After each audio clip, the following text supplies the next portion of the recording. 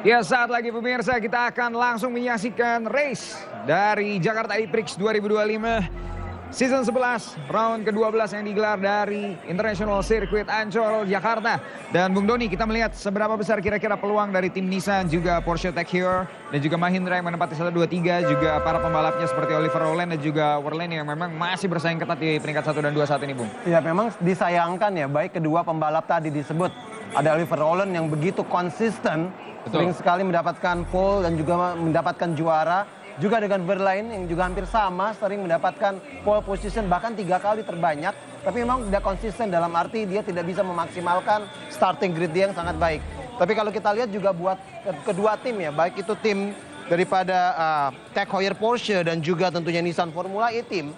Sayangnya di dalam e-Prix 2025 ini di kualifikasi yang kita tahu baru berlangsung tadi pagi, mereka tidak mendapatkan tempat yang terbaik dan tentunya adalah potensi kehilangan poin. Dan inilah dia Jack Dennis, sosok seorang yang saat ini di pole peringkat pertama yang akan memimpin line di paling depan, disusul oleh Taylor Barnard, pembalap dari McLaren di posisi kedua, dan kita juga akan melihat susunan-susunan lainnya. Para pembalap akan memperebutkan poin tambahan untuk menyicil poin mereka menuju ke puncak klasemen pada akhir musim nanti.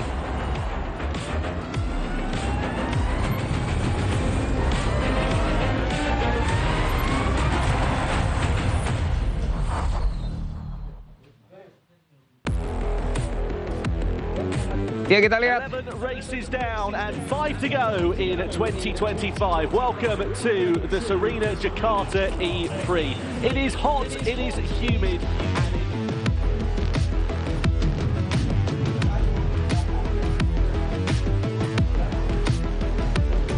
Ya pemirsa, kita melihat seluruh pembalap dan juga mobil dari Gen 3 Evo semuanya sudah berbaris rapi, dan sebentar lagi tentunya kita menunggu race yang akan segera dimulai. Kita lihat bagaimana kondisi dari stadium tempat duduk juga sudah padat dipenuhi di seluruh area sirkuit Ancol, Bung Doni.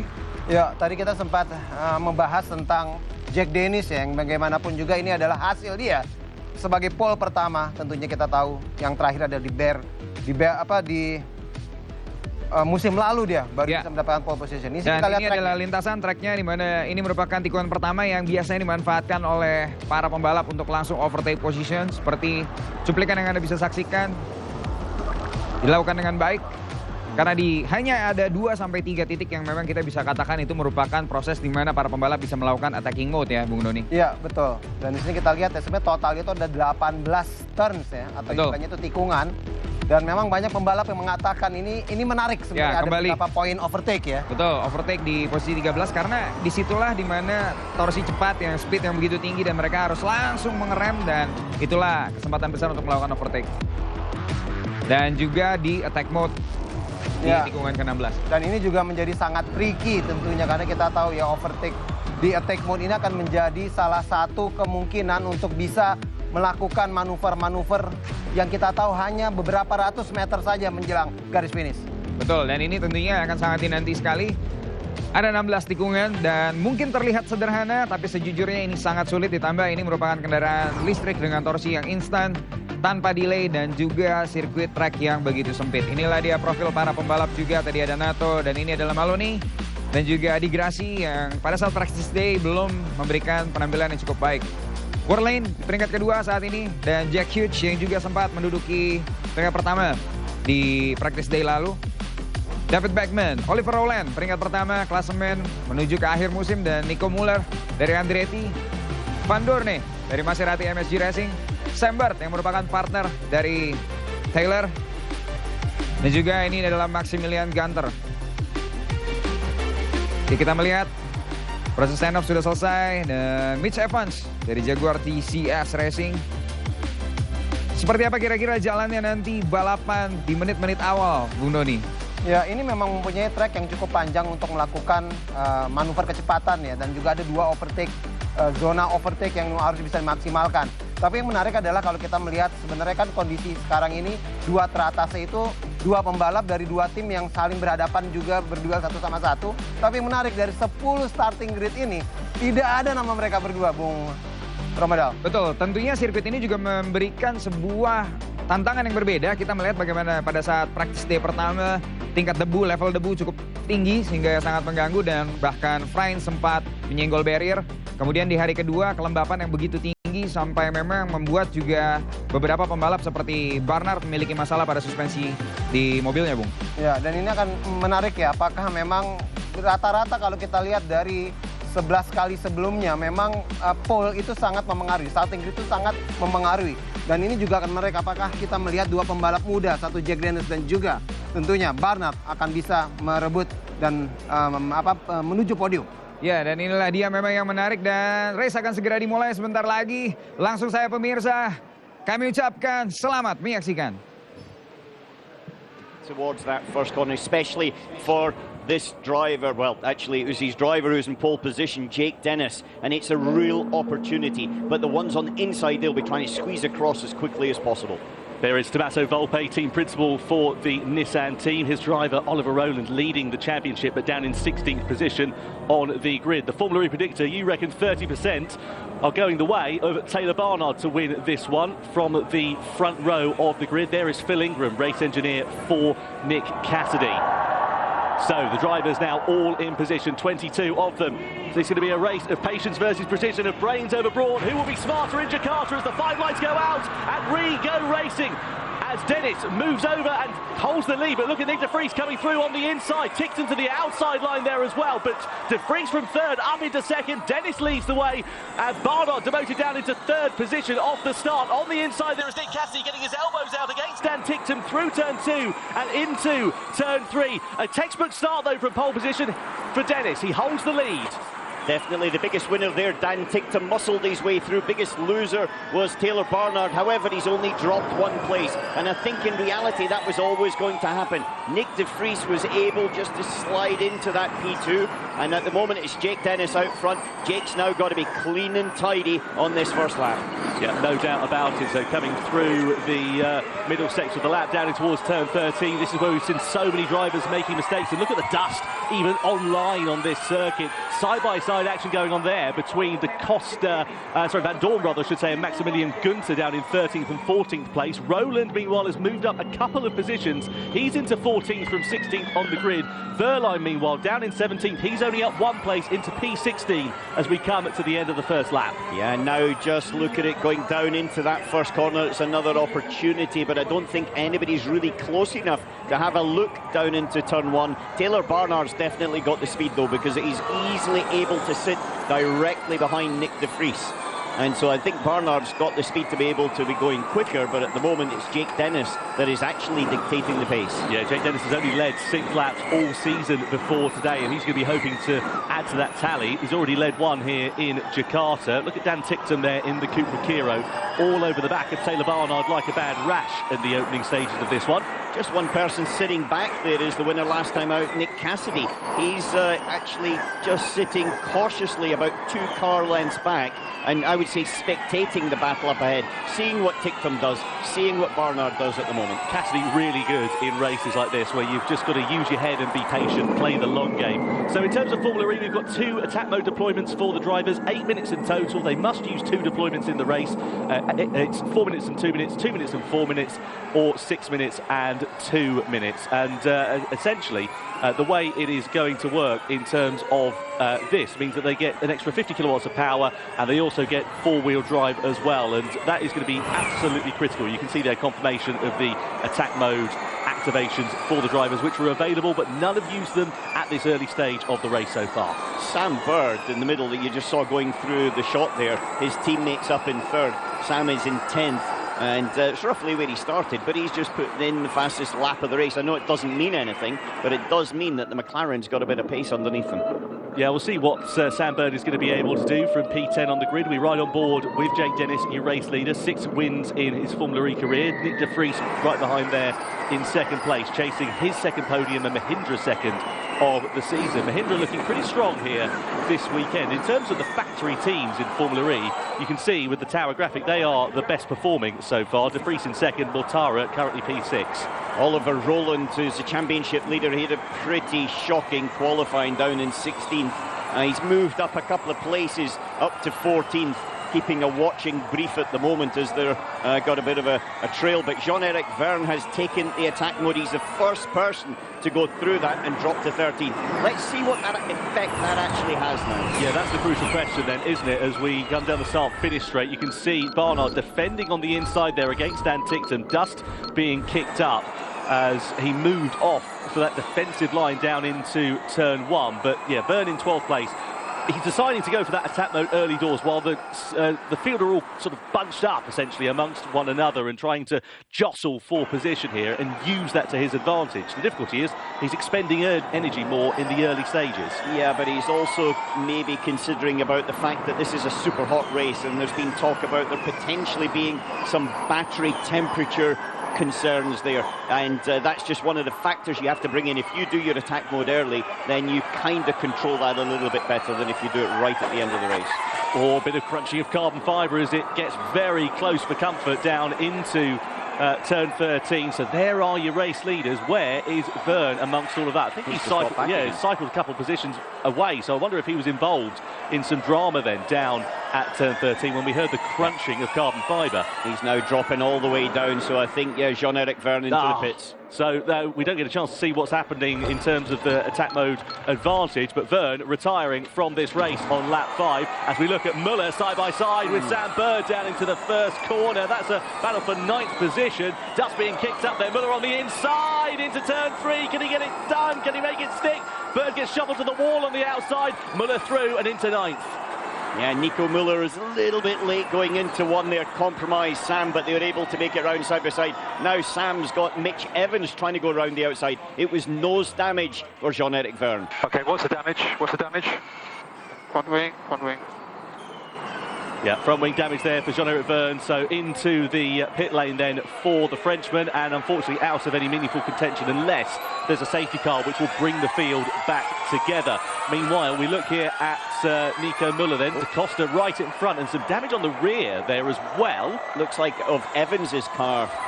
Has got the left flick that is floating around. So I think that Evans and Verne might have come together. Oh, deep into attack mode there for Zane Maloney as well. Just comes out ahead of his teammate. Beckman was side by side with De Grassi on the exit of turn 16 as well. We've not seen a few drivers going too wide at that particular corner. Let's have a look at what happened with Verne and Evans then. So down in towards turn 13. Keep an eye out side by side there in the background. And Verne just misjudged his braking, ploughed straight into the back of the Kiwi. Yeah, he did. He just had the extra pace coming down into there with the extra power, and unfortunately drove into the back of Mitch Evans. So Maloney, Beckman, and now Verne still in attack mode at the moment, but Verne, of course, significantly off the way of the back of the field. I have to say, they're keeping it pretty sensible at the sharp end of this one for now.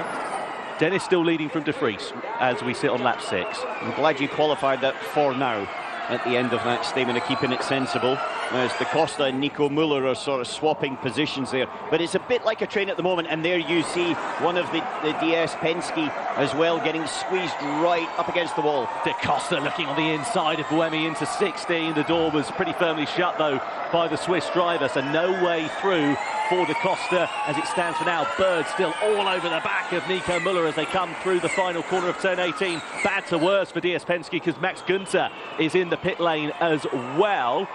So Günther looks like another retirement from this race. Proper hero to zero stuff given their performances in Shanghai after that 1-2 finish in the opening race of the weekend. Maloney's just managed to get ahead of Hughes. So info Bird in the other McLaren was having power cuts, so just be aware if Barnard get the same. So power cuts then for Ticktum. So essentially for Sam Bird, and they're telling Ticktum to be careful in case the car ahead, being Barnard, had the same problem and he hit him up the back. Yeah, so, well, cause for concern there for them, and unfortunately, a cause for concern here for Maximilian Günther. A winner in Jakarta 2 years ago here for Maserati, and unfortunately with DS Penske, it is a retirement for the very first time in this race. And it's interesting with Sam Bird starting to defend quite a lot more. He was quite attacky at the beginning of the race, and now is sort of defending against Mitch Evans on entry to corners you wouldn't normally expect. You see these drivers just, as I say, keeping it quite patient at the sharp end of this one. Look at the dust that's being kicked up, even though we're online. A dive to the inside sounds like it might be a tempting prospect in any normal circumstances, but here you've just got no grip under braking. Well, you've got Maloney going down the inside in the Lola, and he's just slipped up another place, so that he's overtaken Pascal Wehrlein. Now Maloney is on attack mode. He's just got 1 minute 15 seconds to go. And so his next target will be Stoffel van Dorn. Yeah, let's see whether he can cycle ahead of him going into maybe turn 7, possibly, looking for a move on the inside. But Van Dorn's got that one covered off for now. So Maloney needs to use the attack mode to his advantage with less than a minute remaining. Yeah, unless you get really muscly, there is only really 2 areas to overtake. One down into the hairpin where they're coming to at the moment, and the other one is in the big long start finish straight. Okay, Roland is very inefficient. Let's try to keep maximizing those minimum speeds. But he's making the moves. Brings me quite nicely onto my next point. I was just about to say Roland is now up into 12th with a couple of drivers who were in front of him having taken attack mode. So do you think Roland's maybe expending a bit more energy in the opening phase of this race to try and move up track position? I think Oliver Roland, well, he's now trying to block sorry, apologies, it wasn't, that was Nico Müller that was blocking into the corner. But I think the thing about Oliver Roland is we see Zane Maloney now sliding past Stoffel van Dorn as well. 11 seconds to go, so that's probably going to be his last overtake. But what I would say about Oliver Roland is he tends to make his way through traffic. He's a good overtaker. He's a very robust overtaker, but he's a good overtaker. Yeah, can be adept at getting his elbows out. What happened from Max Günther in the second of the Penskes? Oh, he got shuffled into the wall there. We saw one of them coming up into the wall, wasn't sure 100% whether they touched, but he slid wide, trying to get a good exit, and actually that's allowed someone down the inside. Yeah, it was the Nissan, wasn't it? I'm just trying to work out if that was Roland or Nato. It must have been Roland, because, yeah, he's quite far up the order, and, well, there was no contact between them, but Günther there onto the dust on the outside and no grip. And there is Roland getting his elbows out against Mitch Evans as well. There's smoke coming off the back of Evans' car, courtesy of that rear wing damage for the contact that he had with Verne earlier on. Incidentally, Verne has been given a 5-second time penalty for that collision as well. Now, Alan, the sharp end of this race, they're all keeping it pretty sensible, as I've said a couple of times now. But Dennis hasn't been able to build an advantage relative to those behind. So how are they going to play this in terms of the attack mode strategy? I don't think he's trying to build an advantage. I think he's trying to control the gap. And I think he's trying just to make sure he's slightly out of a lunge from Nick de Vries. And I think Nick de Vries is doing the same to make sure he's out of a lunge of Taylor Barnard. They're just waiting on who goes first on the attack mode between these lot.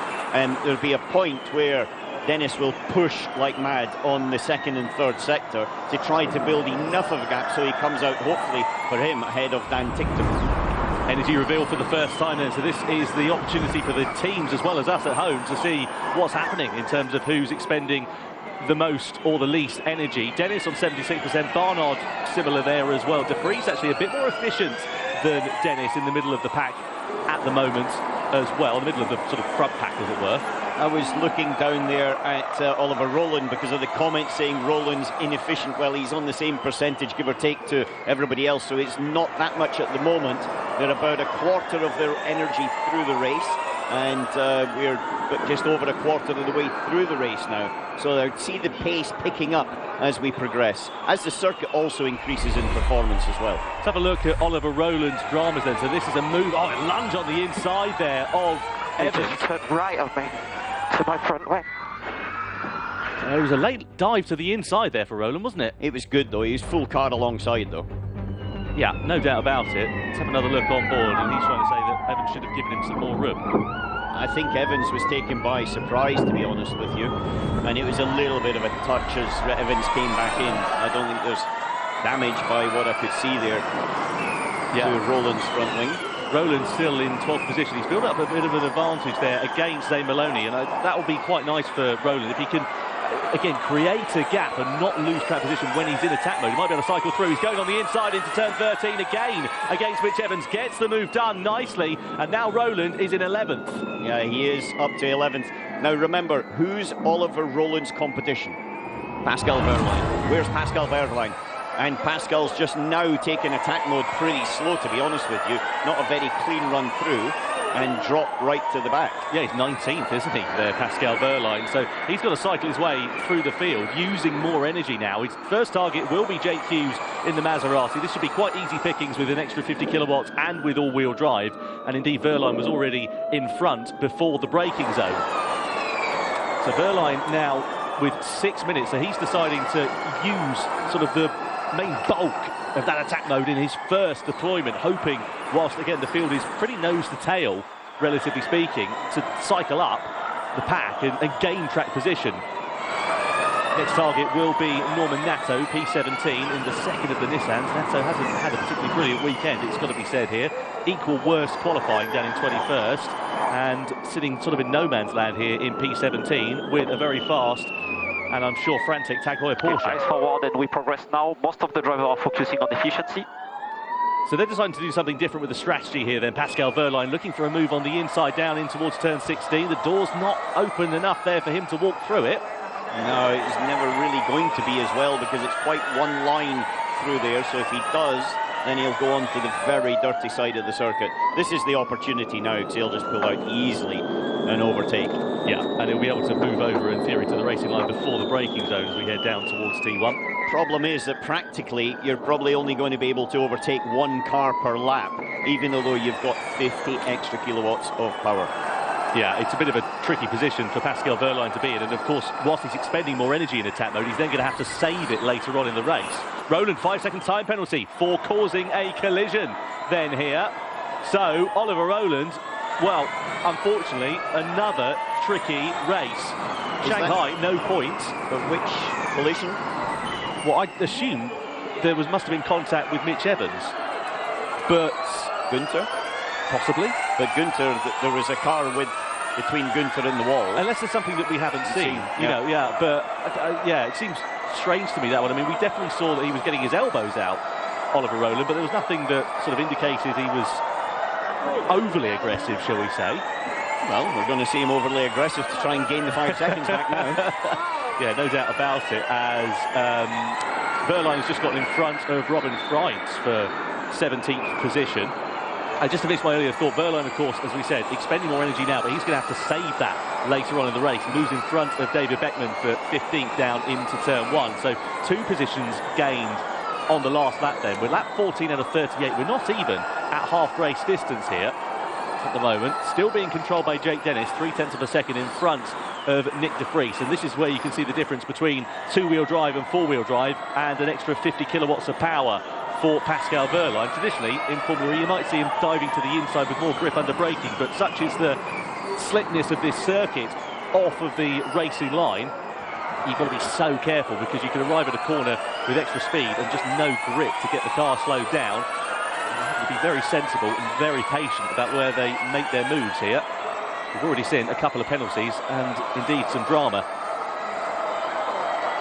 So down into turn 16, there is Pascal Wehrlein. Van Dorn directly in front of him in P14 at the moment. And Wehrlein trying to cycle his way through. Got power cut. So Roland got a power cut, so is this why he's got this 5-second time penalty? So down in towards turn 13 we go. Keep an eye out sort of in the background of your picture. Easy to clatter into... That's a Günther one, but... Oh, there was a bit of contact, I suppose. It was at the apex. Yeah, there definitely was contact, wasn't there? So Roland deemed at fault for that incident with Max Günther and subsequently handed a 5-second time penalty. Have to say, I didn't see the contact initially with the off-board shots, but on-board clear as day, isn't it? Well, you heard it. Yeah, exactly. It was the thump that I think was the area, as Pascal Wehrlein now fighting with Zane Maloney. Yeah, just cycling his way up, isn't he, here, Pascal Wehrlein? Minute and 30 left of that attack mode. Maloney in 13th position, just defending the normal racing line down into 13. And again, just nothing doing for him there now. Right, so there is Sam Bird going into attack mode, and where's he going to emerge? It's very close here with Maloney. Right in front of Pascal Wehrlein. Yeah, not what the German would have wanted there at all. Didn't register, though, for Sam Bird. He's missed attack mode here, hasn't he? So he's obviously missed the loops. We've seen a few drivers going wide, and unfortunately for Bird, it's cost him track position and time, and he hasn't got the advantage of the 50 kilowatts of power. Nearly 3 abreast down into T1. Maloney defending the inside line. Verline there with better track position and traction on the inside. Can he get the move done into turn 3? The door is kind of being squeezed there by Maloney. On the inside he goes, and Verline there shuffled to the wall on the outside. Has to get out of the throttle and can't use the extra four-wheel drive. Can he look for the inside line? There's a bit of contact. Oh, look at that as well with Van Dorn. Hip and shoulder there with Sam Bird for 14th behind. On board with Maloney once again, doing a great job of defending, it's got to be said. He's only got one attack mode deployment, having done an early deployment. On the inside we go with Verline, down into 13, moves up a position then, and Bird trying to attack as well. Van Dorn's going to lose 2-3 places quite possibly here after running wide, and now the leaders going, oh, not the leaders rather I should say, sort of the second group as it were, with Da Costa, Muller in attack mode there. So I wonder whether they're going to try and play a team game here with Da Costa and Verline, try and help the German driver cycle through the field. Rollins now pushing his way forward up to 9th, and a nice little manoeuvre there on Nico Muller, as well as Nico is just recovering after taking attack mode. Evans complaining about a lack of rear grip on the team radio in 11th, but he's a bit of an outlier really in this group on the edge of the top 10, because he's still got 2 attack mode deployments. So hopefully when he's got four-wheel drive he'll have more grip underneath him to be able to use it. Muller's wide, dropped to place as well. Yeah, Muller very deep. Does he hold on against Evans there? I think he's just been able to, yeah. Such is the consequence of sending another driver offline. Again, there's just no grip, and you can see the racing line. It's almost like a wet circuit this, without the rain, such is the way that they're having to attack it. There is Eden Mortara. He's in attack mode, sort of the first of the lead group to go in. Tictum also following suit on the next lap, and likewise Sebastian Buemi as well. Buemi emerges in front of Oliver Rowland, who's now into 9th position, but has that 5-second time penalty, just to remind you there as well. So Tictum's going to have, what, a minute left more of attack mode than Mortara and Da Costa in front. So can he use that to his advantage and move up those places that he's lost? Now Dennis, I think, has got 2 things here. He can either go and attack early and to try to make sure he cycles back through, or alternatively he can hang it out for a long period of time, as he has done in the past as well. Oh, look at this, side by side here, Mortara versus Mitch Evans then. Mortara versus Nick Cassidy, I should say, rather, in the Jaguar. And Cassidy just able to hold on to 4th position for now. Mortara, of course, in attack mode, as we know. You would imagine it's a case of when and not if he's going to have a lunge to the inside. Buemi's got a 5-second time penalty for a collision as well. There's a plethora of penalties being awarded in this race. We're only on lap 18. Okay, the leaders try to push. Make sure you follow them. 309 Zulu uniform. Oh, Barnard in attack mode and into the wall on the exit of turn 16. Sorry to cut in front of the team radio there for Dan Tictum, but Barnard was deep in attack mode there and clipped the barrier, I think. Suddenly you've got Jake Dennis 1 second quicker than his previous lap, followed through by Nick de Vries. This is the reaction, so now Dennis and de Vries are going for it, and then I would assume at the end of this lap they will try and take their attack mode and still cycle out ahead, especially for them, of Taylor Barnard, but also I'd say at the Dan Tictum area. They were waiting for the domino to fall, weren't they? They were waiting for somebody in that lead group of de Vries and Barnard to go into attack mode so that they can then pull the pin and build the pace. We're on with Da Costa. Look at the nose at the top of the screen. That's already had a bit of abuse on the back of one of the cars ahead, presumably of Dan Tictum. Mortara in 3rd place with just under a minute left of his attack mode remaining. He's got a nice buffer though to Nick Cassidy, but Cassidy's looking pretty strong here. He's in 4th position as it sits for now, but you can see the drivers behind all in active attack mode, and Cassidy defending quite nicely. The top 2 into attack mode then and going for that. Where are they going to emerge? It's going to be close there, and de Vries is going to lose track position here. Dennis shuffles out in front of Nick Cassidy, so that's pretty important here for Jake Dennis at this point, because Mortara in front is coming towards the end of his first attack mode deployment, so he'll be a bit of a sitting duck. De Vries knows he needs to get on with this one and get ahead of Cassidy to not lose too much time, and does so quite nicely down to the first corner. Again, really, really important, critical move there for Nick de Vries. But Dennis only took 2 minutes of attack mode. Remember, Verline took a lot of his at the beginning. It was only 2 minutes for Dennis. 4 minutes for de Vries, but this is perfect timing for Dennis, because he will on the straight down the start and finish be able to overtake Edo Mortara, as Mortara is now out of attack mode. Yeah, so Mortara is going to be under a fair bit of pressure, and I'm sure defending as best as he possibly can. But again, you would imagine that the extra 50 kilowatts of that attack mode, it's going to be a case of when and not if Dennis is going to be able to launch a move, not into turn 13 this time around. Tickton there in 6th position as well. He's lost track position there here to Da Costa, and Da Costa, of course, is one attack mode deployment down, so they're in the same sort of race now here, and I wonder if this has cost Tickton a bit. Oh, looking on the inside there is Dennis. Mortara closing the door. Not sure why he did that, to be honest with you. I think it was more of a defence against De Vries than anything else, because De Vries also will be able to go past his teammate, and it's 1-2. It's the same formation as before. The big loser, though, is Taylor Barnard. He got shuffled all the way down when he came out of attack mode and touched that barrier on the right-hand side and was on the dirty part of the circuit as the train came through. Yeah, has that cost an opportunity for a podium challenge here this afternoon for Taylor Barnard?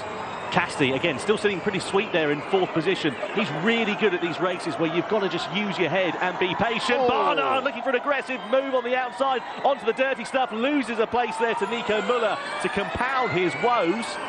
That is just a little bit of frustration and slight inexperience of Taylor Barnard. You can see the performance without doubt is there. However, he tried to do something that was never really on. 350 cars coming. I think I should pick up the pace. Agreed. Let's go plan A. Yeah, that was the pinpoint there for Jake Dennis and De Vries. Now, of course, with 1 minute and 40's worth of attack mode remaining, so is De Vries going to try and get track position here against Jake Dennis? Well, you would imagine he would love to do so and lead this race. It's not particularly energy critical, we're expecting this one to be. Dennis is going to try and defend it, and an aggressive chop over down the start-finish straight. De Vries forced to the outside line into turn 1. Dennis defends the lead. No way through there for Nick De Vries. Has to live to fight another day. Yeah, and he's got one more opportunity. In 1 lap's time, he will run out of attack mode, extra power on the start and finish line. So he has to get it done into the hairpin at 13. Unlikely against Jake Dennis, or he's got to get it done down the start and finish straight. That could have been the defence to win the race. Yeah, it was an aggressive chop over there from Jake Dennis, wasn't it, down the start finish straight? Well, just remember that De Vries has only got 4 minutes more of attack mode, whereas Dennis has got 6. So the next time they take it, they'll both lose time, but then there'll be 2 extra minutes of attack mode, or effectively 2 laps of extra for Jake Dennis. Yeah, you can see these two drivers cycling their way through and just, you know, using a lot more pace that they've got underneath them in sort of the mid 1 minute 8 second lap times as it stands for now. This is now or never time here for Nick De Vries. Down into the final corner then here, Team Radio. Okay, just manage your target as you need. De Vries down the start finish straight, attacking against Jake Dennis. Dennis again goes for that defensive line, but De Vries has got more power. Oh, contact! And Dennis loses front wing down into turn 1. A very aggressive chop over from the 21 of the Mahindra of Nick De Vries, and it's cost Jake Dennis his front wing, and I'm sure the stewards are going to be looking at that one. Yeah, they will, without doubt, on the start-finish straight. The other thing is there's bits of debris all over the start-finish straight now. Hopefully it doesn't bring out a safety car, but we'll have to wait and see. But I would like to see that one again, because that was a super aggressive manoeuvre there by Nick De Vries as he pulled back over the front and not quite 100% past Jake Dennis, as we saw.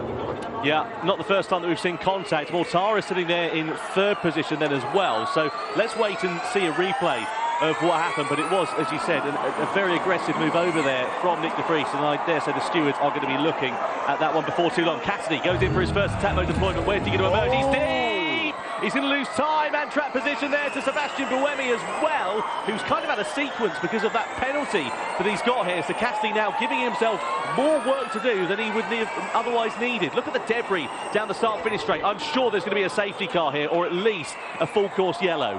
Yeah, those big lumps of debris, and these are very sharp and can cause punctures. This could cost Nick Cassidy if there is a safety car deployment now, because he's in attack mode with 3.5 minutes left. And if Race Direction decide to call this one, that timer will continue to count down whilst he's not able to gain any track position. So he now knows it is critical over the next few seconds. Let's have another look what happened then down to the start-finish straight. So they were side by side. De Vries decided to defend it down into the first corner, but he wasn't far enough in front of Dennis. You can see there, extra track position, safety car is out. We can see it on our timing screen. Yeah, it was actually, the issue is it was Nick that moved. What was that?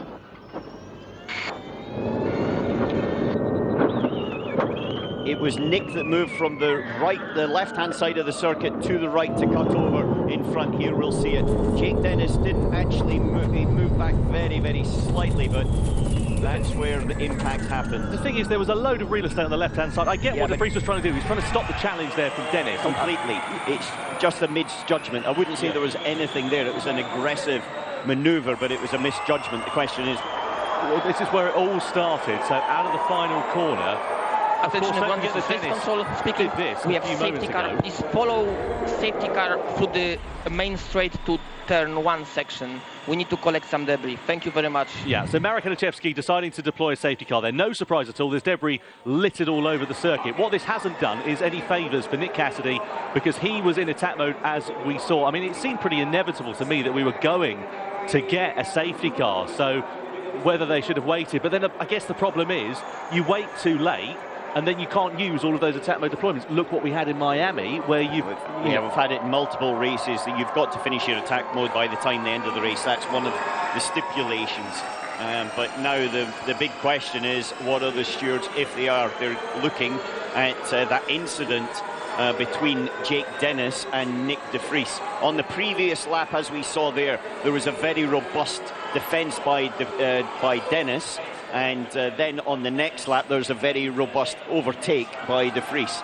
The reality was that the both of them collided. Very, very minimal differences between colliding and not colliding, but ultimately this is something I'm sure the stewards are looking at. Well, this is disappointing, as we said, for Nick Cassidy. 6th position he is for now, but that attack mode deployment still active and the timer counting down while he's got no opportunity to use it. So all that hard work he did to hold track position whilst the drivers behind were in attack mode, and it's all coming to nothing. Let's have another look then at what happened, and this is why the safety car has been brought out. It was that's previous lap, and it was a big move, but already De Vries was sniffing down the inside. This was the lap before. Now this is the onboard lap of the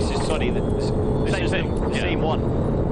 Yeah, so you can see there, Dennis, again, a defensive chop over, and De Vries decided to do the same thing, but just misjudged it next time around. Yeah, it was quite it was quite difficult for De Vries to get out of that one. It's a very quick safety car, though, and it's in this lap, so let's get back to racing. Yeah, don't think we're going to have any added laps. Safety car needs to be out for more than 3 minutes to get at least one, and I don't think it was. De Vries is gone. Yeah, De Vries is gone. He's got to go now, hasn't he? And this is going to be a flat-out race, then, surely, to the checkered flag. How are the attack mode deployments going to work out? Lap 26 we begin as we go green flag racing. Collision with Cassidy as well. Just manage the race as much as you can now. Okay, it's under investigation. You just need to park it for now, all right? Yeah, copy that. So contact then I did not move Nick Cassidy. He just and he's come to the end of his attack mode. And Da Costa through on the inside. Sorry to talk all over the team radio there with Jake Dennis, but yeah, as we suspected, the incident under investigation between Dennis and De Vries. No surprise there at all, which has brought out the safety car. We'll see whether that comes to any conclusion before the end of this race. Hopefully it will do, and we'll get a true idea of exactly what's happening. But one person there making a bit of a manoeuvre was Cassidy. He had 11 seconds of attack mode, and it was only going to last him down the start and finish straight at the restart. So De Vries, he's only led 4 previous races this season, but he's not won a single one of them. And could this be an opportunity for him? Well, let's see what happens with the investigation as we look at Nato going through on Van Dorn for 17th. Deep, though, down into turn 13. The door opens back up for Stoffel Van Dorn, and he goes back through for 17th position. Freitz in attack mode in 13th place there as well. I have to say, because it was such a short safety car, the field hasn't bunched up as much as it would have done had it been out a couple of laps longer. And you can see the drivers are pushing on significantly quicker than they were, so the field's spreading out quite a bit more. But this is a thing for Jake Dennis and Nick De Vries as well, because they've still got an attack mode. They've got the opportunity to take that attack mode and cycle back in ahead of that next gaggle of cars. And so I think it's really a 3-car race at this moment in time, with 2 of the Mahindras that are in the game. Whoa! Lay on the brakes there for Fairline into the side of Roland, down at turn 7. Does he get his stop just about. That allows the door to be open though for Barnard and for Mitch Evans there as well. Goodness me, that was a bit frantic and a bit late for Verline. That just goes to show how little grip there is under braking offline. 10-second penalty for Nick de Vries for that collision with Jake Dennis. So de Vries is going to be out of contention for the victory here. Absolutely out of contention, but the question for me is Dennis's nose still capable of hanging on for the rest of the race? It got a massive whack and it was slightly a kilter as well. Yeah, are they going to be looking at that and possibly throw the meatball flag? We'll wait and see. So that 10-second time penalty for Nick de Vries with 10 laps to go then here. Dennis's front wing, I mean, it looks battered and bruised, but it seems okay structurally. It's holding on as it stands for now. Here is Freins moving in front of Mitch Evans for 12th place down into turn 1. Hughes, meanwhile, getting the better of Verne, who's been brought right back into contention, well, at least onto the back of the pack after the early dramas and the visit to the pit lane. And he's got a 5-second penalty and he's 19th. So yeah. I think contention's quite a loose word in this particular occasion. That was quite a late manoeuvre that he saw just a lap or so ago by Pascal Verline trying to get past Oliver Rowland. Yeah, so Nick de Vries then with that 10-second time penalty. It means Dennis is effectively the race leader here. Let's have a look at Verline and his move on Rowland. Contact into turn 7. Oh, that was a bit silly. Yeah, you could argue that. The door was always going to shut, wasn't it? Well, it's not a two-line corner. That's the issue. Big profit, though, for Taylor Barnard. He's now able to split Rowland and Verline. Rowland, of course, has got that 5-second penalty, but only gets a drive-through penalty for overpowering during the release phase of the race as well. Meanwhile, we see Dan Ticktum, who is in 5th position at the moment. One attack mode, final attack mode deployment now having been made. 3.5 minutes left to go. De Vries has gone into his final deployment then here as well, which releases Dennis into the lead with 6 minutes of attack mode remaining. Dennis, just to remind you, hasn't been victorious since Jeddah 2024, back in February last year. So long time since the Briton has stood on the top step of the podium. De Vries, though he's out of contention for the victory, isn't paying much attention to that at the moment. Yeah, but if you drop down 10 seconds, he's in and around Beckman's area 14th, but that could be quicker. What he's trying to do, I reckon, here, De Vries, is trying to set something up for Mortara. If he can cycle ahead of Dennis, De Vries here, back him up, then it might allow an opportunity for Mortara. Dennis, though, goes into attack mode. Where's he going to emerge? Close with Dan Ticktum. Nice to the wall on the outside there, but Ticktum's in attack mode here as well. He's got 2.5 minutes now remaining, so it's going to be a case of who is going to be last of the late breakers, and can Dennis cycle through on Ticktum, or is his fellow Briton going to disrupt his rhythm here? I've got to say that was a very neat execution of it by Jake Dennis. He kept inside, he didn't go wide, he didn't lose. He lost the minimum amount of time as he went through there. 26% energy in 6 minutes of his attack mode to go. So now if you're Mahindra, what you would do surely is you would let Mortara through on De Vries and then get De Vries to back the rest of them up if you can. Create a gap for Mortara, because he's got one attack mode deployment remaining, so that then when Mortara goes into that final attack mode deployment, he can then hold track position. Yeah, or you look at it the other way and say, well, De Vries actually has got to go because he's got a 10-second penalty, so he's got to make sure he's ahead of Taylor Barnard, who's 9.2 seconds behind him at this moment in time when the checkered flag falls. Well, there's an opportunity possibly for victory here. And look, though, at Dan Ticktum as Mortara goes into his final attack mode deployment. Yellow flag is out at turn 1. It's Jake Hughes who's come to a stop. Can't see exactly what's happened, but if he's stopped and can't get going again, we could see another safety car, which, for the likes of Ticktum and Dennis, who've just gone into attack mode, could spell disaster. Yep. There is the Briton down at the first corner. Yellow flag is out. No overtaking at the best zone for that on the circuit. This could be absolutely Dan Ticktum's favourite situation right now. Is this handing a possible opportunity for victory into the hands of Dan Ticktum here, because he's now effectively attention everyone, this is race control speaking. We go full course yellow in 3, 2, 1, full course yellow, please. Right, so if you're in attack mode then, and you've not got many minutes left remaining, this is a disaster for you. If you're Jake Dennis, you've got 4 minutes because he had another 6-minute deployment. In theory, if this is a short full course yellow, he might be able to use some of that, whilst De Vries and Ticktum in front have come to the end of theirs. I agree with you, but it doesn't look like it's going to be less than 4 minutes at the moment, because the driver's still in the car and nobody's... So in that respect, I think this could be Dan Ticktum's as he came to a stop. It's Jake Dennis has just stopped here, so it's a technical issue with the car down into turn 1. Yeah, Hughes coming to a stop there. Sorry, Hughes, apologies. Yeah, down in the first corner. So we understand from team radio he's got no power to get to the escape road. That car doesn't sound like it's going to be going anywhere anytime soon. So it becomes a bit of a moot point. And then you look at Da Costa in 6th place. He's got one attack mode deployment remaining in this one, but will he have time to use it? Full course yellow ending. Right, it is a short full course yellow. Okay. 3, so 2, 1, green flag, please. Right, so that's not worked out at all for De Vries and Ticktum. It has worked out beautifully, though, for Jake Dennis and for also Eden Mortara, because they've got 3 minutes and 2 minutes remaining of extra power and of four-wheel drive. Jake Dennis. I don't know what's happening here, but they're super slow. Yeah, Mortara's deep, and that's allowed Buemi to challenge on the inside. Mortara just able to pick up the pieces with four-wheel drive traction on the exit. Down towards the first corner we go. De Vries still with a 3.5-second lead. Ticktum in 2nd place. Oh, Van Dorn also in some drama down at turn 16. So the second of the Maseratis out of this race. And Dennis looks to be dropping back as well. Unless there's a glitch on the timing screen. No, it's not. So, well, what's happened to Jake Dennis then here in this one? He's dropped right down the order. And De Vries in some bother here as well. So he's come to a stop. This is an absolutely dramatic end to this race. So we've had 3 retirements in the space of about as many minutes. It's allowed Dan Ticktum into the lead of this one. And it's Mortara who's now all over the gearbox of Attention, the everyone. This is Kiro. speaking. We go full course yellow in 3, 2, 1. Full course yellow, please. And no surprise to see a full course yellow there, so that's not working out at all for Dan Ticktum, as they now have to reduce their speed down to a set number of kilometres an hour. So I'm sorry, but this is working for Dan Ticktum, because Mortara had 1 minute of extra power there, 50 kilowatts extra. He blasted past them in the start-finish straight. Absolutely, you're quite right. But, you know, if it's a short full course yellow and Mortara can use that attack mode, great for him. But, you know, if it's a longer one, then... Yeah, but he's sitting there and Mortara's time's ticking down. Exactly, yeah, I agree. Right, so Da Costa there in 5th position, 2 minutes of attack mode there remaining. Let's have a look at what happened, though, for Stoffel Van Dorn down at turn 16.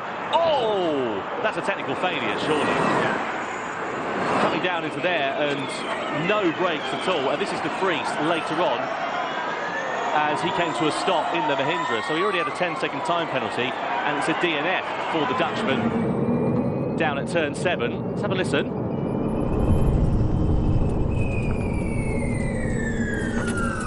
Switched off. Yeah, computer says no. All of these happen just after a safety car. Well, Fred Bertrand, as you can imagine, very disappointed. Well, so, let's happened to Jake Dennis? That's a question for me. We didn't see what happened to him. Yeah, we need to see a replay of what happened to Dennis there, because, as we said, he was right in contention for the victory. He was in a great position because he had a lot more attack mode remaining, but something has clearly gone awry. I wonder, has he had contact? Has the front wing come off, and maybe it's cost him some time there? We don't know, but the reality is that Jake Dennis was in and he's in the pits. Jake Dennis has gone into the pits. Right, so Jake Dennis then out of contention for the victory. So, okay, yeah, no. Are you kidding me? Yeah, I know, there was a mess up here. Just tell me you had to... Please, hey, with the com, please, now. If it's crucial, you speak. Otherwise, it's a mess.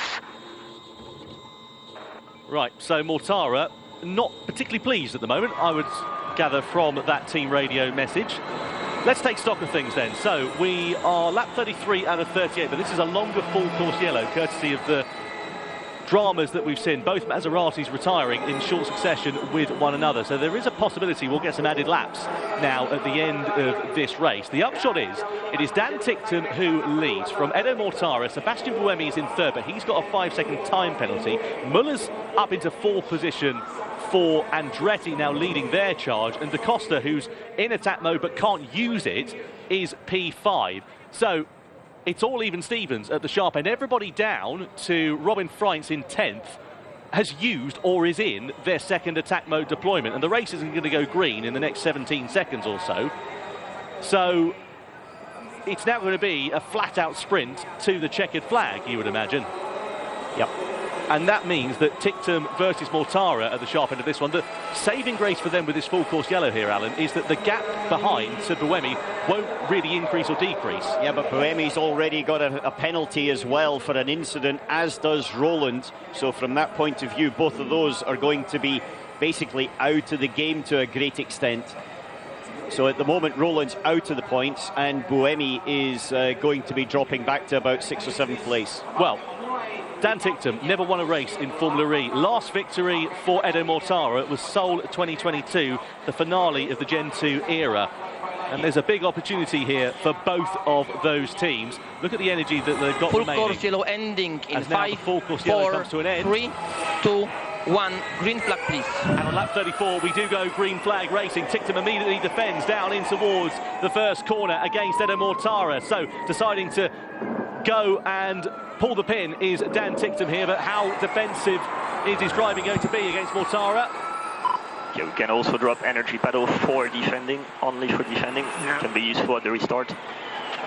So it will be pretty defensive, but he's got a bit of energy left underneath him here as Dan Ticktum, and an opportunity for his first victory in Formula E as well. Through the middle sector of the lap we go. The top two have got a gap of about 1.5 seconds or so to Sebastian Buemi's in third place. That was really close up against the wall there for Edo Mortara, as he's just trying to shuffle and keep the pressure on Ticktum. Ticktum had a very good restart there off that, and Ticktum's pushing. You can see the rear of the car dancing around behind him, into the corners and out of the corners. He can sense without doubt this is the first victory of his Formula E career. That's there, it's sitting there, but at the same time Mortara wants to get this one as well for Mahindra. Down the start-finish straight we go. Is Mortara going to be close enough to think about a look into turn one? Not quite at the moment, but just keeping the pressure on Dan Ticktum. As I said, that was a bit of a long full course yellow, so I reckon we're going to have some added laps at the end of this one, maybe just 1 or 2, but we'll wait for confirmation from the race director. As it stands for now, lap 35 out of 38. Buemi behind is a bit of a cork in the bottle to Nico Müller and Antonio Felix da Costa. Yeah, but Buemi's got that penalty, so cork in the bottle, it'll be 5 seconds anyway at the end of it. So at the moment, Muller's on the effective podium. Yeah, but it's, you know, denying them an opportunity to try and attack. Not that these two are hanging about in particular, as Mortara again very close to the wall on the exit of turn 12. Rowland's briefly ahead of Nick Cassidy for 6th position, but Rowland has also got a penalty for the collision that we saw with Max Günther in the opening stages of this race. Verline, De Grassi, Nato and Maloney in their final attack mode deployment. So everybody has used attack mode in this race. It is now going to be flat out until the checkered flag falls here. It's now going to be quite, I would say, an aggressive overtake to get the lead away from Dan Ticktum. It's also going to be a super aggressive defence as well by Dan Ticktum to keep that lead.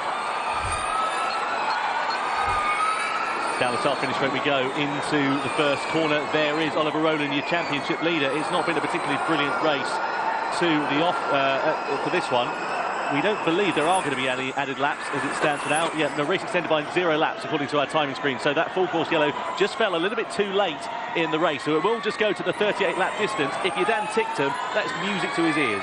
Definitely music to his ears, but it just means that he's still going to have to go for it, because with you know, coming down into the hairpin again, turn 13, that's one of the 2 main overtaking areas. Mortara's all over the back of him, but there's a difference between all over the back and being able to get the job done. What Mortara's got to do is to keep the pressure on. He's got to keep pressuring to try to get Dan to slide a little bit offline, and then it will open up the door for him to have an attack. Yeah, there's a great opportunity for both of these drivers to do something very special here today. Lap 37, the penultimate one of the Jakarta E-Prix we come on to. It is Dan Ticktum that leads the race from Edo Mortara down into turn 1. Again, Ticktum using the normal racing line. Mortara could try and do a lunge on the inside, but there's not a lot of grip offline at this circuit, and Ticktum soaking up the pressure brilliantly so far against the Mahindra driver. He's only led 14 laps this season, Ticktum, but on the other side of it, it has been it's only been 2 laps for Edo Mortara. And so whoever does this, and I think it will be one of these two, unless they crash into each other, then it's going to be a pretty monumental moment and a big celebration on the podium. Well, Dan Ticktum's never scored a point here in Jakarta, and he's got an opportunity for victory. Down in towards turn 13 we go. Again, Mortara all over the rear wing of the British driver, but not quite close enough. There's 1 more lap to go. 2.3 kilometres separating Dan Ticktum from his first win in Formula E and Edo Mortara for his first victory since Seoul 2022. It's Cupra-Kiro versus Mahindra. It's winner takes all stakes, and it's 1 lap to go. Mortara, same circuit. So same energy remaining then for Mortara and Tictum down to the first corner, and Mortara not close enough here, Alan. Definitely not, definitely not. It's going to be a mistake by Tictum, I think, that will allow that door to open up for Mortara. I don't think Mortara is quick enough or close enough to actually make the manoeuvre on his own right. He's got one real more overtaking opportunity down into the hairpin at 13, and then after that it's pretty much controlled by Tictum. But Tictum has driven very, very well in this race. He's just building out a little bit of a buffer there. It's only about half a car length or so, but that's enough to not be under any immediate pressure from Edo Mortara. You can imagine in the Mahindra camp, Fred Bertrand is going to be willing his driver on for victory, but Mortara is nowhere near close enough as we come down into what is really the final overtaking zone on this lap. And unless Tictum fluffs his lines, he has surely got track position into the final sector. Down in towards turn 16 we go. What a race this has proven to be here in Jakarta. One more turn left, and on his 60th start, Dan Tictum, the Cupra Kiro, will finally become a winner in Formula E. The British driver takes the checkered flag. Dan Tictum wins here in Jakarta, to the delight of Cupra Kiro, to Alex Wee and to Russell O'Hagan. Edo Mortara takes second. Nico Muller in third position on the podium as well. What a fantastic race here in Formula E, and what delight for Cupra Kiro and for that team to take their first victory since season 2. Absolute delight for Dan Tictum here in Indonesia. Yes!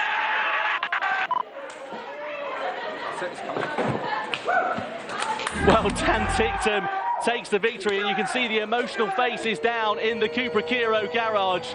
What a race, what a story. Alan, let's go and talk to the race winner. Dan, it's Alan here. 60 races and you're a Formula E winner. Congratulations. How did you navigate your way through that race? It was quite tough, as we all predicted. You know, offline, very dirty, very difficult to manage. We need a bigger party tonight. Yeah. We made the driver's name. Yeah.